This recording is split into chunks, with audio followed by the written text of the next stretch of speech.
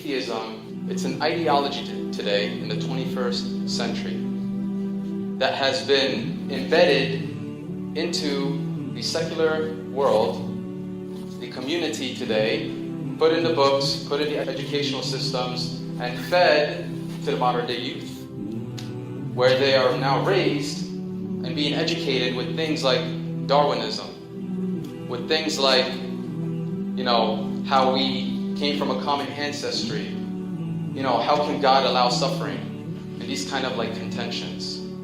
And so we need to understand first and foremost, before we move forward, what atheism actually is. So in reality, from an academic point of view, there is no necessarily like some kind of like hard, defined atheism-based definition. I like to use a more practical one. One that's commonly used, if you look, in the Oxford Dictionary, is it basically means or entails a lack of belief in God, or a lack of following or belief in religion as a whole. That's what atheism is according to like Oxford and whatnot, and other dictionaries, Cambridge. But from a more practical point of view, if you split the idea of atheism as it applies today in our modern day century, you'll see that there's mainly three types of atheistic ideologies. The first is the positive atheist. The positive atheist is the one who comes to you and says, there is no God. There is no God. That's a positive claim. It's a positive assumption. Okay, so it's sort of like this pre-knowledge, this presupposition, as we call it. The second is the veiled agnostic, or the negative atheist. The one who says, there isn't evidence, there isn't enough evidence for God. That's a veiled agnostic because it entails or implies that if there was to be a good case for God, that they would accept it. And then there's the social atheist, which is quite common today. The social atheist is the one who has been socialized into atheism. This is very common. You're pretty much a sheep of society following the modern day trend, new atheism, Richard Dawkins, right? Stephen Hawking. So you're following the trend.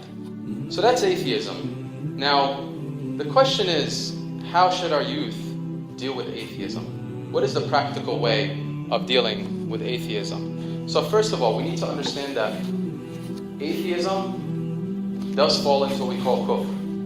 Now, I'm not using the word kufr in kind of like the Islamophobic way, but kufr, from a linguistic point of view, means to cover something. If you look at, for example, some Arab poets, they would talk about how the clouds are doing kufr on the stars, like they're covering the stars. So it's sort of the same thing. Atheism is a type of kufr. It's covered. Now, what is it covering? It's covering the reality. It's covering the truth. And that's what we're going to learn about today is we need to install in our youth, based on the struggles that they face today with this new rise of atheism, godlessness, that atheism is not the default position. It's not. From an Islamic point of view and from a realistic point of view, it's absolutely not the default position. And so there's something called epistemology. This term, it's a big term, but epistemology means the knowledge of knowledge, right? The knowledge of knowledge, or the study of knowledge. How you come to know something. So, as Muslims, what we need to do is question everything epistemologically. We need to question, well, why do they believe what they believe in, right? Or why do they reject a higher being? Why do they reject Allah? Brothers and sisters, we need to install in the youth that the standard default position is Islam. The standard default position is God. There is a creator, not there isn't a creator. So when an atheist comes to you and says, prove there is a God, in reality, the default position that you should articulate back to them is prove that there is no God, prove that there isn't a God. Now some might come and say, well, this is a fallacy. The burden of proof is on you. Right? It's a logical fallacy, they say. But in reality, they're falling into a logical fallacy. Because they already have a presupposition, an assumption that prove God is real, prove God is true. You can easily turn this on them and make it circular and say, prove that that statement you're making is true. the statement itself. This is what epistemology is about. Prove that God is true. How can you prove that statement to be true? So if you think about it in that sense, their reasoning is very circular. Where did they get that presupposition from? The standard isn't that there is no God. The standard is that there is a God, there is a creator, there is a designer. You have design, thus it leads to a designer. You have laws, thus it leads to a lawmaker. It points to a lawmaker. That's the standard. There is a designer, there is a creator, there is an initiator, there is a first cause. So what's happening today in our modern day society is atheists are coming forward, they're being forefront, they're being loud, they're being aggressive with their anti-dawah, if you want to call it, and they're saying, no, the standard position, the default position is, there is no God. Right? So you prove to us that there is. When in reality, brothers and sisters, we need to be empowered. We need to empower our youth and make them realize that they have the spiritual advantage. And this is, by the way, Islamic. We have a fitri concept in Islam. Yes, I'll say that again. We have a fitri concept in Islam. The Prophet ﷺ said, كُلُّ مَوْلُودٍ يُولَدُ عَلَى الْفِطْرَةِ, that every son of Adam, but he didn't point to a specific people.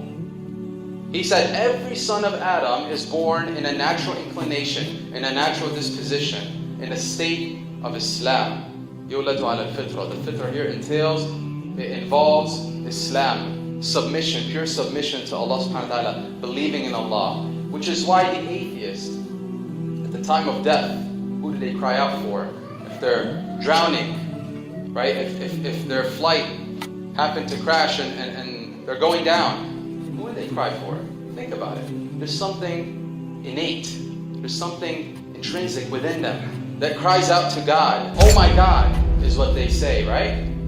So this is what we call fitrah in Islam. We have a fitri theology, a fitri ideology, which is the default position of every human being. So now that we know that, we articulate this and we teach our youth and we ground them with this fundamental that, my dear son, my dear daughter, the standard, the default is, there is a fitrah in every single human being. It's just covered.